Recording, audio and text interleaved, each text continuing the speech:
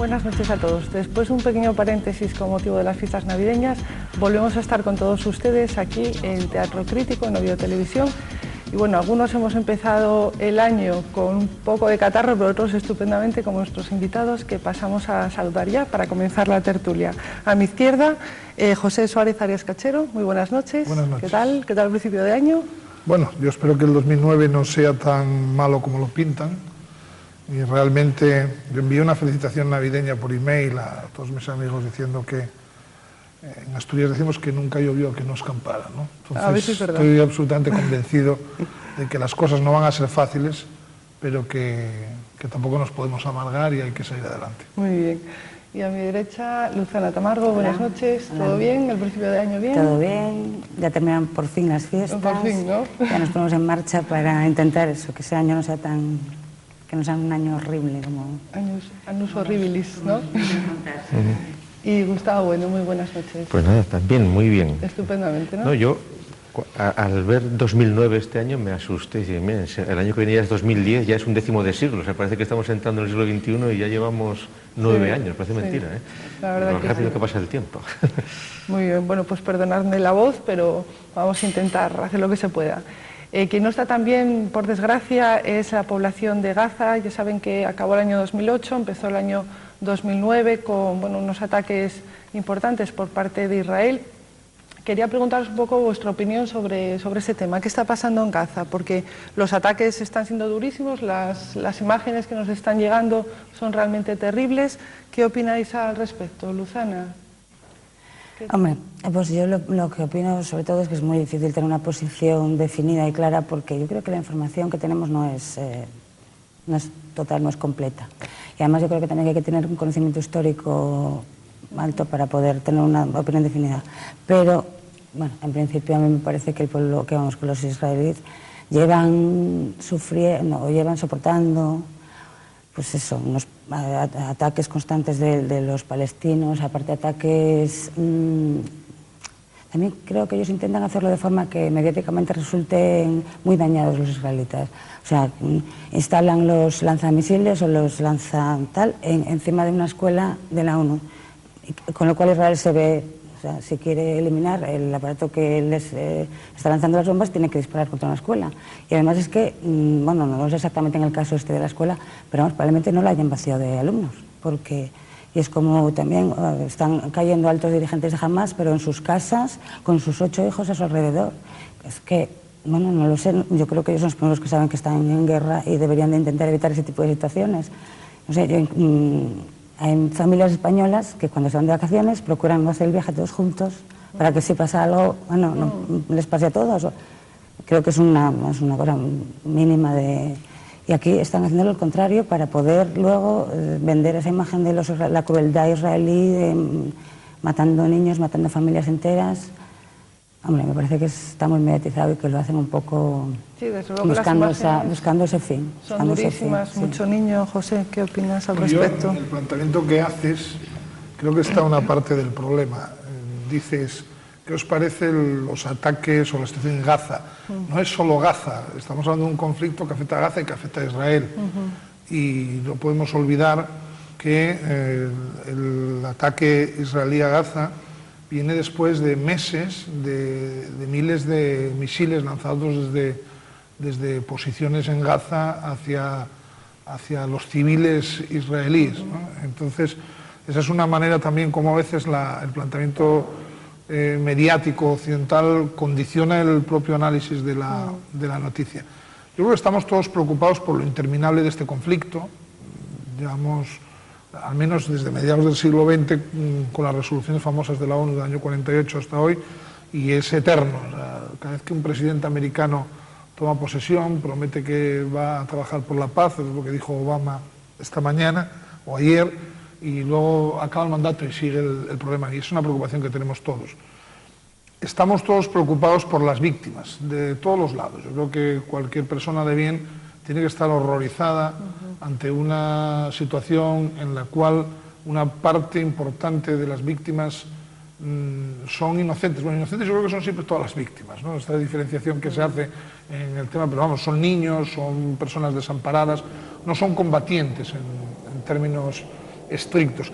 Yo añado a esa preocupación también la del desenfoque que hay en una buena parte de la opinión pública de Europa Occidental y en particular de la española, que tiene una perspectiva muy maniqueísta sobre el asunto, donde la cual los malos son siempre los israelíes y los buenos son los palestinos per se, cuando en realidad creo que las cosas no son ni tan sencillas ni tan monocolores en los dos casos. Yo particularmente creo que merece una reflexión más fría, más centrada en los datos, en datos que no trascienden a la opinión pública europea, como el hecho significativo que Israel, antes de lanzar los ataques sobre las posiciones militares de Hamás en Gaza, hace advertencias, incluso por teléfono domiciliario, a los vecinos de las zonas donde hay objetivos para que puedan evacuar. Y, por otro lado, la constancia que reconocen incluso observadores árabes de el distinto punto de vista que tienen los palestinos o los israelíes más próximo al nuestro, occidental, en el sentido del manejo de la población civil en el caso del conflicto, ¿no? Mientras que en Israel hay menos víctimas porque se tiene mucha más prevención, los niños no están donde deben estar y la gente baja a los refugios a protegerse cuando hay un ataque, en el otro lado forma parte de la dinámica de contaminación de la opinión pública, porque es rentable tener víctimas de determinada manera y en determinado momento, ¿no? Y eso es innegable y terrible, ¿no? Gustavo. Sí, no, aquí. Lo curioso en este análisis, que son asuntos que vienen de hace mucho tiempo, es cómo se mantiene en este maniqueísmo, efectivamente, pues que parece que las llamadas izquierdas son pro-palestinas, las llamadas derechas son pro-judías o pro-Israel, cuando se está mezclando y confundiendo totalmente las cosas. Los argumentos que se han dado en estos días son totalmente contradictorios. Unos dicen, pues es que Hamás es también democrático porque ganó democráticamente, no son terroristas, es democrático. Vale, bien, si aceptas que esas elecciones valen, que es democrático, todo lo que quieras, entonces toda la población que ha votado a Hamás mayoritariamente son corresponsables del lanzamiento de los 6.000 misiles que han mandado sobre Israel, con lo cual es normal que haya una respuesta, cuando lo que está sucediendo aquí es que hay un enfrentamiento objetivo por parte de un sector muy importante de los países islámicos que tienen la voluntad de que desaparezca el Estado de Israel. Es decir, Irán lo ha repetido una y otra vez y las amenazas son continuas. Irán es el que está armando, Irán y Hezbollah son los que están armando a los palestinos militarmente. Financieramente les está manteniendo Europa, es decir, que es una situación totalmente contradictoria. Y detrás, por lo visto, aunque la tecnología de los misiles, de los últimos que están utilizando, más sofisticados, que llegan a 40 kilómetros, son soviéticos, pero están fabricados en China y exportados a través de Irán, etc. Quiere decir que el tinglao que hay ahí montado es grande. Claro, ante esto, las posiciones de muchos medios de comunicación en plan maniqueo, fijándose en los niños, ¿no? Es que el concepto de los niños en Palestina no es el mismo que los niños que podemos tener en España o que pueden tener en Israel. Los niños están siendo utilizados por Hamás como armas que sirven, niños y mujeres, tanto para que se inmolen, para mandarlos con bombas o para aprovecharlos como escudos humanos para poder enternecer a muchos. Y entonces aquí la pregunta es, si esto lo sabe todo el mundo, porque todo el mundo lo sabe, ¿por qué sin embargo siguen funcionando estos mecanismos? Y en el fondo seguramente habría que rastrear pues que hay un resentimiento que unos dirían judeofóbico, de un odio a lo judío, que se asocia a los judíos todavía muchos, pues qué sé yo, con los usureros, con el capital, con la crisis económica, que de ahí se mezclan, que hay una serie de fantasmas que funcionan por ahí, que es ridículo, cuando en realidad se argumenta, es que son más poderosos los israelíes. Hombre, no, más poderosos son, en el Estado de Israel son 10 millones, es decir, hay 10 millones de musulmanes radicales que estarían dispuestos a inmolarse, como dicen ellos, uno por uno, y desaparecer el Estado de Israel. Es decir, la cuestión de supervivencia de 10 millones en un entorno pues de 200, 300 millones de población islamizada que tiene voluntad de que desaparezca el Estado de Israel. Yo añadiría dos cuestiones al hilo de lo que acaba de decir Gustavo. Una que merece un análisis también, cómo la izquierda europea cambió de posición, porque precisamente no hace muchos años, probablemente hasta la caída del muro o poco antes, la izquierda tanto europea como española era muy del kibutz y del laborismo israelí, que fue el creador del Estado de Israel, era muy pro-israelí, ¿no? Ahí ha habido un cambio que no tiene una explicación muy clara, porque la izquierda se alinea ahora automáticamente con los palestinos. Y luego otra cosa que obviamos que no se traduce nunca en los comentarios respecto a lo que está ocurriendo allí. Israel es la única democracia que hay en Oriente Medio, el único país democrático, al menos formalmente, donde hay un aparato jurídico, donde hay una constitución, donde hay unos mecanismos de prensa libre, donde hay un parlamento en el que están representados los ciudadanos árabes que viven en Israel con sus propios partidos y con sus propios diputados, y incluso se da la paradoja de que hay hasta a veces, en ocasiones, un cuestionamiento público, tanto en el Parlamento como en los medios de comunicación, de algunas de las acciones que en este momento está haciendo el ejército israelí. No hay una unanimidad en la sociedad israelí sobre el tema y hay debate, porque es una sociedad abierta dentro de todo lo abierta que puede ser una sociedad acosada militarmente porque muchos están en la ingenuidad de creer que se pueden resolver las cosas así armónicamente, que es un poco pues la postura que tendría el Papa o que tiene Zapatero o que ha tenido el rey, decir, no, queremos que haya paz, que no haya violencia, no, pero si es que la realidad es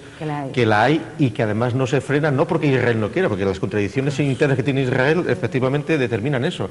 Entonces, claro, lo que tampoco pueden pretenderse es que ponga la otra mejilla después de estar recibiendo 6.000 cohetes y teniendo atentados, etcétera, etcétera, porque decir que es una cosa absolutamente ridícula. Luego otra cosa que tampoco está teniendo un traslado en los medios de comunicación occidentales con la profundidad que se está dando, es el propio debate que hay entre los palestinos y en el propio mundo árabe. Los palestinos, yo no he visto salir al presidente de la Autoridad Nacional Palestina, que es la autoridad mundial, o sea, internacionalmente reconocida como representante del pueblo palestino, no ha tenido una posición, lógicamente no va a salir defendiendo el ataque de Israel por razones obvias, pero está con una posición en la que da a entender que esto no deja de ser parte de un conflicto que también es interno de ellos. Medios de comunicación que cuando murieron niños en el conflicto entre palestinos no tuvieron la relevancia que tiene ahora, que no fue hace tanto. Y las diferencias que hay entre los países de la zona, ¿no? Entre un Egipto que quiere una salida a esta situación, pero que quiere, como nosotros, que jamás pierda influencia, porque jamás es un movimiento terrorista que amenaza a Israel, pero amenaza también a Egipto y amenaza a los países y nos amenaza a nosotros. En realidad nos amenaza a nosotros también, ¿no? Entonces, todos esos elementos no entran en el análisis a la hora en esa simplificación maniquea. Sí, al hilo de lo que tú decías de las posiciones ideológicas, habría que recordar, en términos de memoria histórica, que durante todo el franquismo el Estado de Israel no fue reconocido por el franquismo. Sí. Es decir, que durante el franquismo la amistad tradicional era con los países árabes, la Guardia Mora y todo eso. Sí. Es decir, el reconocimiento del Estado de Israel en España es fruto de la democracia.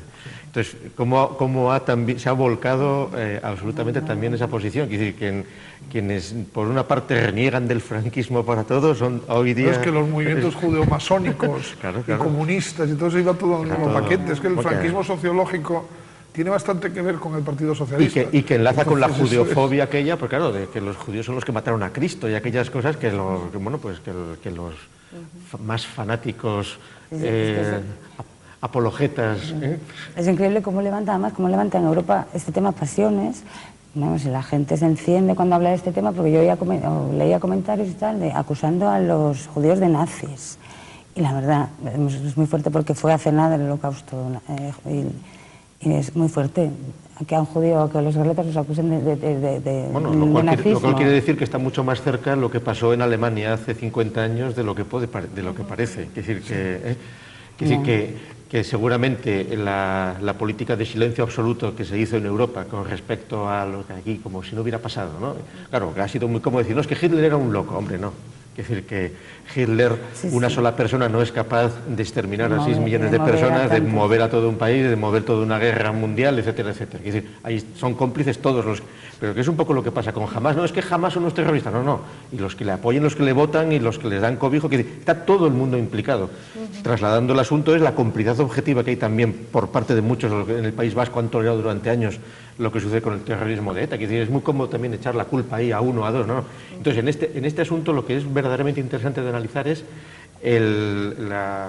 el maniqueísmo que hay, la polarización que hay en los análisis por parte de personas que en principio podrían ser observadores más imparciales, pero que seguramente se remueven cosas que sería interesante analizar con más profundidad. Sí, ¿por qué nos mueve tanto ese tema, efectivamente? Porque hay un pozo de antisemitismo en la cultura occidental. Y antinorteamericanismo, que es latente y que está muy anticapitalismo. asociado al antiamericanismo también, al antinorteamericanismo, ¿no?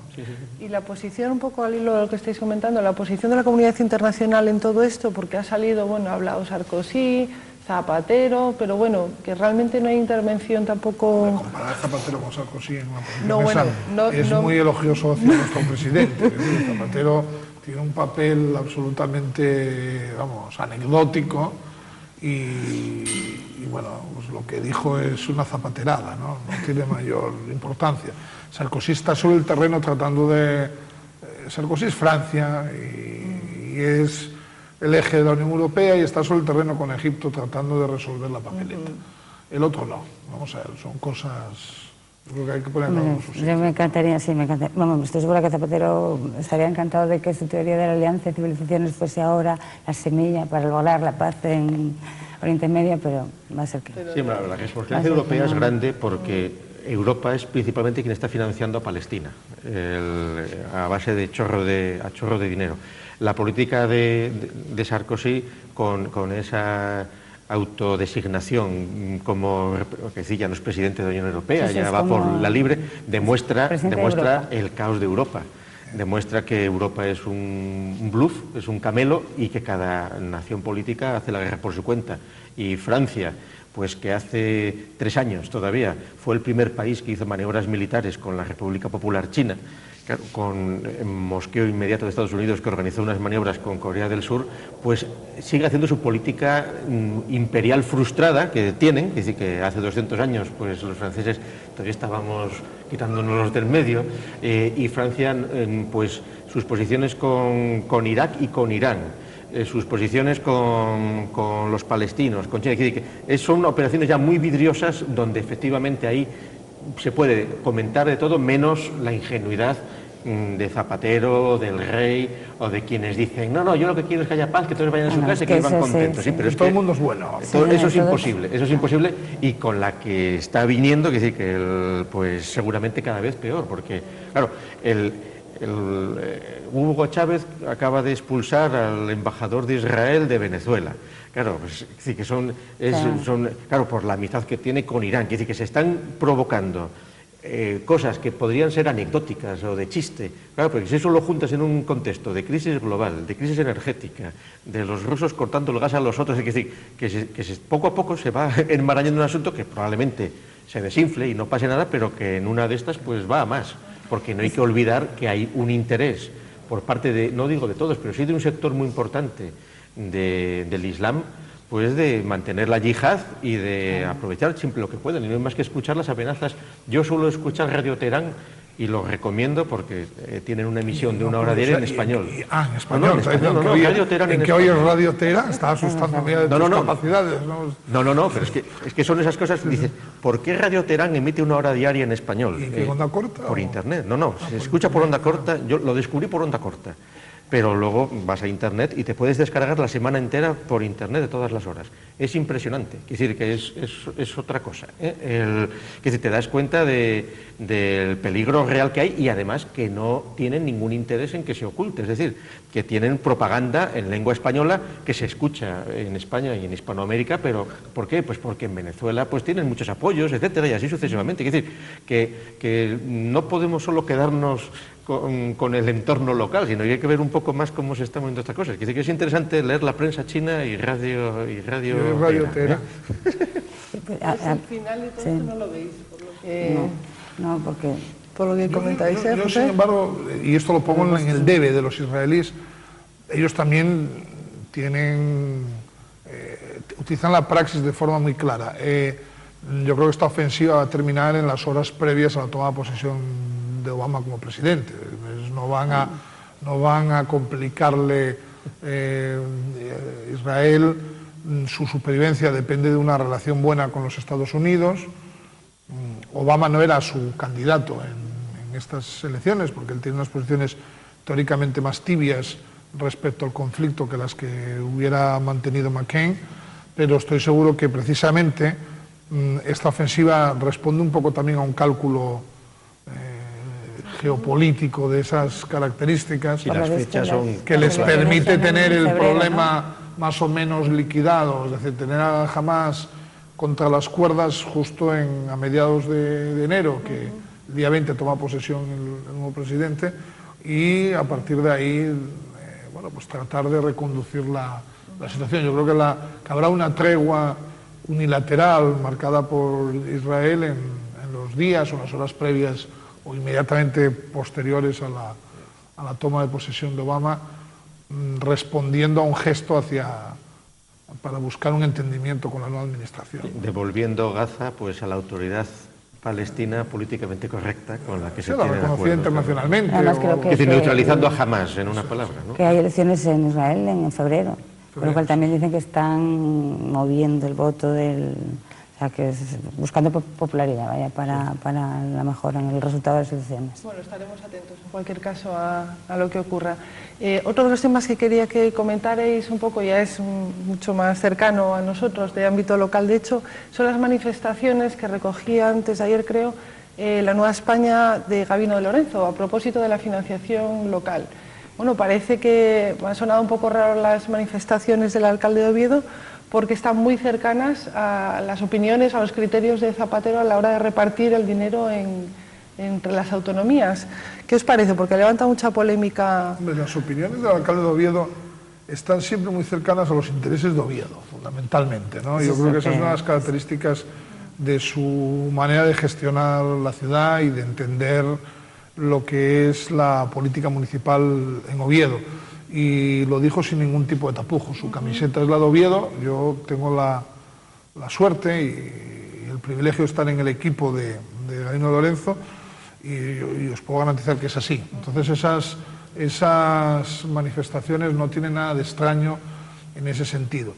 Hay un problema sin resolver, ahora que se habla tanto de la financiación autonómica, que es el problema de la financiación de la administración local. La administración local en España asumió competencias que no le correspondían, pero que las demandan los ciudadanos.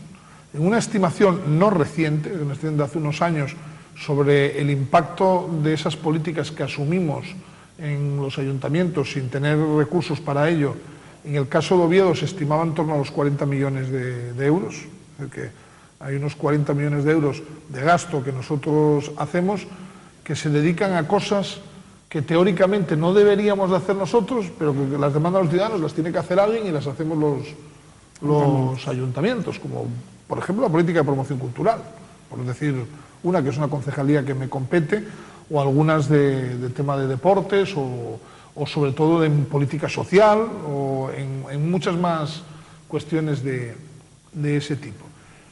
Eso ha llevado a los ayuntamientos a una situación económica muy delicada. Muy delicada. Entonces la aparición de este plan de Zapatero contra la crisis, que aprovechando la capilaridad de los ayuntamientos españoles pone unos recursos, recuerda que eran alrededor de los 8.000 millones de euros, para que se ejecuten fundamentalmente en obra pública o en proyectos de interés público, va a permitir hacer obras que son necesarias, pero paradójicamente van a ocasionar asimismo un incremento del gasto corriente de los ayuntamientos que ya están por sí mismos delicados. Por ejemplo, si haces un polideportivo, para que no teníamos el dinero para hacerlo, pero si lo hacemos, ese polideportivo que vamos a poder hacerlo con esos fondos, cuando lo terminemos hay que mantenerlo y no tenemos los recursos para mantenerlo. Entonces el alcalde lo que propone es que aprovechando ahora que se está debatiendo la financiación autonómica, que se resuelva la financiación local y que se haga en base a criterios objetivos, que es como se hizo el reparto del plan de Zapatero. Entonces, no, a los que fueren, es decir, el de Zapatero, el criterio que se utilizó es el de población. No, el alcalde no cuestiona que pueda haber otros criterios, lo que plantea es que se haga con criterios objetivos, porque la experiencia de Oviedo nos demuestra que si no hay criterios objetivos, la administración asturiana tradicionalmente es hostil, es poco delicada, vamos a decir, con Oviedo. Lo es desde que Gabino Lorenzo es alcalde, pero tampoco fue excesivamente delicada cuando el alcalde era socialista. Es decir, hay una tradición el Partido Socialista es quien gestiona Asturias, con un muy breve paréntesis, prácticamente desde hace 30 años, y el Partido Socialista tiene un problema con Oviedo, que se remonta a su propia historia, y ahí es donde nosotros hablamos siempre del cerco de Oviedo. Consideran que Oviedo es un ente ajeno a Asturias y a la tradición que ellos tratan de representar, y nos castiga, entre comillas, nos penaliza con menos inversiones de las que nos corresponden y con inversiones que se hacen en otras partes de Asturias en conceptos que claramente deberían de hacerse en Oviedo. La propuesta del alcalde de que haya esos criterios objetivos es para evitar que haya una manipulación de la utilización de esos fondos públicos, que también son de los ovetenses, porque son en casi un 40% de impuestos que pagamos los asturianos que vivimos en Oviedo, que no haya una posibilidad de manipulación en ese sentido.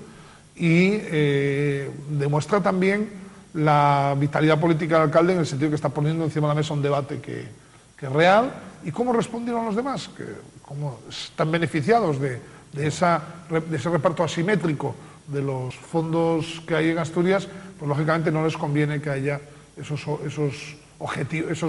criterios objetivos a la hora de repartir ese dinero. Sí, bueno, la lectura que algunos hicieron ante esas declaraciones no era tan acabada como la acaba de expresar José Suárez, sino que querían algunos ver como que Gabino se desmarcaba del PP, del partido, que iba por libre, pero son lecturas que no tienen ningún sentido. En este sentido, el recibir bien esa ocurrencia, esa zapaterada, porque no deja de ser otra zapaterada, de inyectar 8.000 millones, que seguramente los mecanismos por los cuales lo han hecho es, claro, bueno, lo han dicho, para evitar el paro y para dinamizar las obras públicas, la construcción. Y entonces el criterio más objetivo ha sido repartir por población. Claro, ¿qué está sucediendo con el reparto autonómico? Pues que está siendo un desmadre. Pero el problema es que luego dentro de cada autonomía las desigualdades que hay es totales. Y en Asturias, y en esta tertulia lo hemos comentado muchas veces, la voluntad por parte del Principado de considerar pues el famoso Ciudad Astur, el Camelo, es decir, que en realidad el presidente del Principado tiene vocación de alcalde, porque al fin y al cabo Asturias pues es un Leganés y medio o algo así, que es decir, desde el punto de vista de un político, pues que cuando se reúnen con otros presidentes de comunidades autónomas, Asturias es una comunidad pequeña, pues eso perjudica en el caso de Asturias a Oviedo de una manera notable. Es verdad que es fundamental el criterio que se vaya a utilizar para ese reparto, porque ya no es un tema de un plan puntual como fue el plan de los 8.000 millones de euros para intentar un poco paliar la crisis.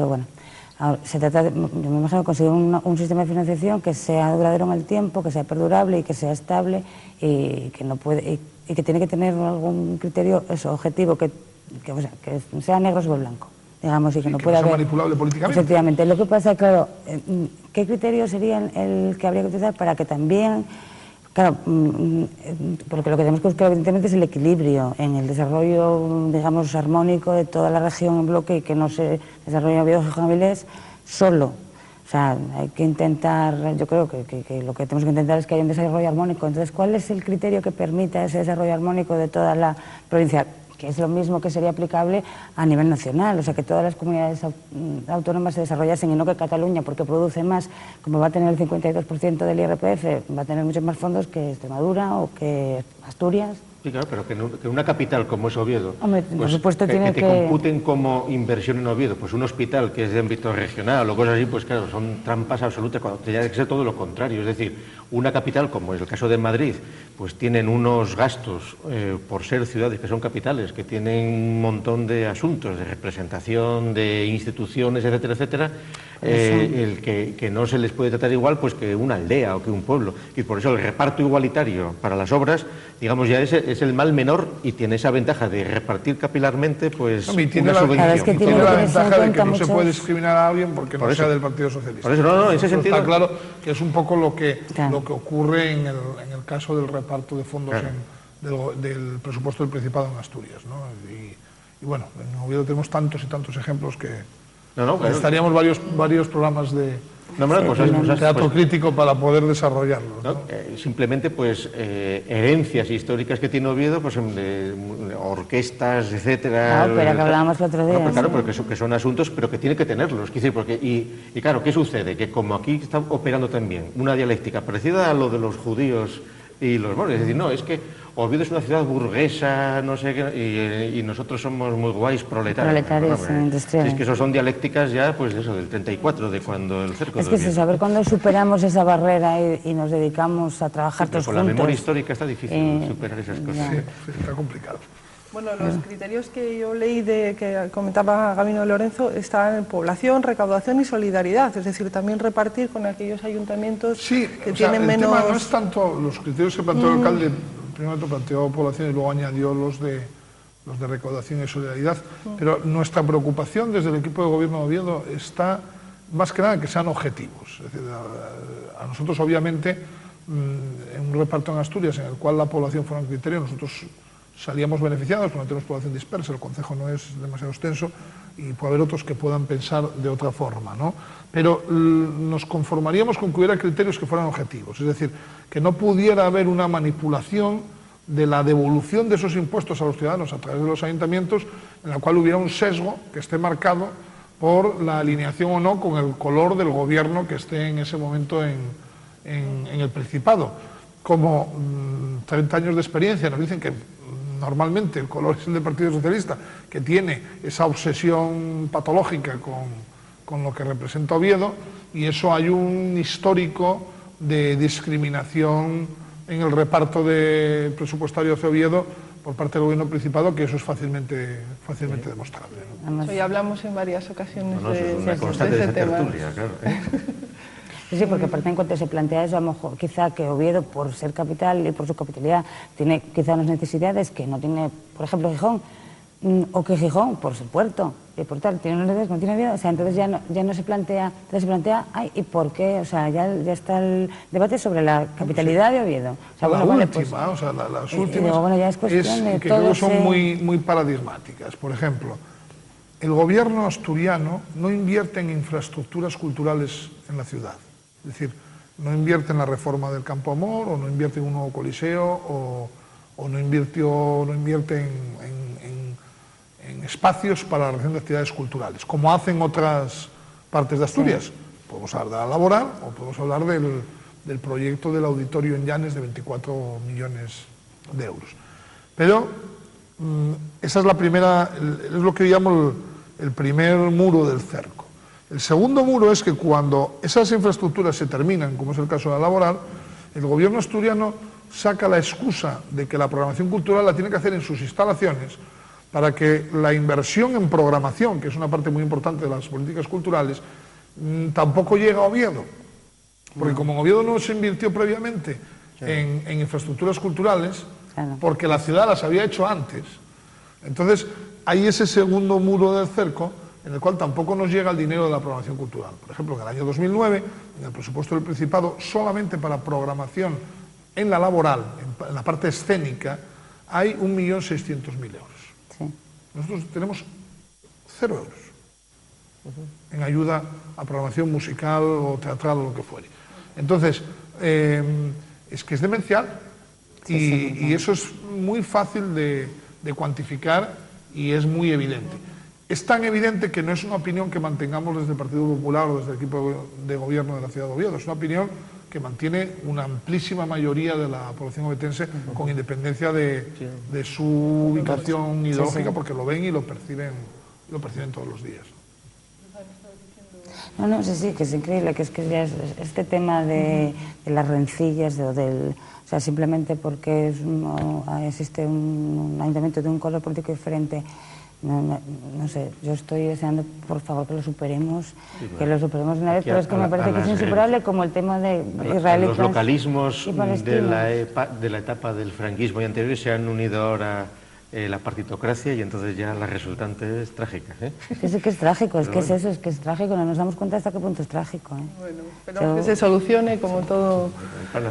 Exacto, sí. los buenos deseos de este año que se extiendan claro. También a Oviedo. Bueno, pues si no queréis añadir nada más, por nuestra parte les vemos la semana que viene. Damos las gracias como siempre a nuestros invitados por su presencia y a ustedes en especial por estar ahí. Saben que después de publicidad continúa Teatro Crítico. En este caso el debate va a estar dedicado al federalismo, que no se pueden perder.